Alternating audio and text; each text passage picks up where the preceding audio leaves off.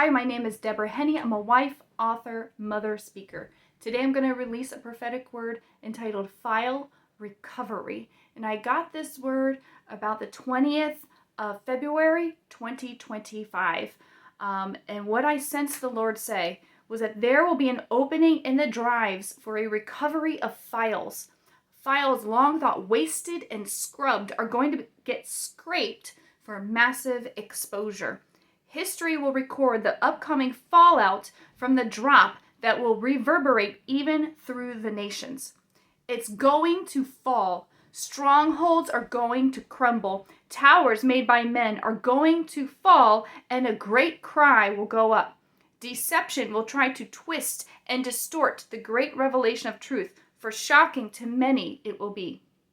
This great shaking is coming without delay to remove what has become a stench in God's nostrils. The fragrant prayers of his people arise even now. He has heard them and is readying even now to respond. He has heard the cries of his people and of the children, even the youngest of babes. Swift will be the action and mighty will be the sweep as he does a cleansing sweep in the high places.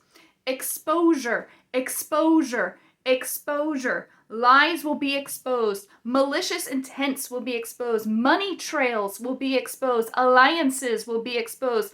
Yes, some have already come forth, but there is more. Hidden agendas will be exposed, and even secrets held and perpetuated in deep, dark places.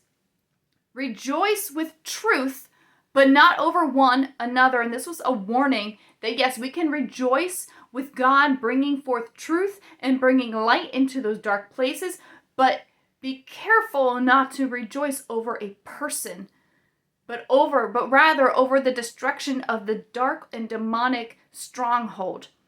So it's important that we are discerning that in our own hearts and just really aligning with God's heart in this. So rejoice with truth, but not over one another. Rejoice in revelation that leads to restoration and reestablishment of his intent toward you, but do not rejoice over one another. Rejoice in truth, yet weep for restoration. Rejoice in revelation, but weep for freedom. Celebrate the establishment of his foundations and matrices, but do not lose heart for his compassion, even as you dance in his light. Intercede for truth, intercede for revelation, intercede for freedom, intercede for the foundation work, intercede for the building up of the networks, intercede for healing, intercede for wholeness, intercede for restoration, and rejoice as his light shines over the land.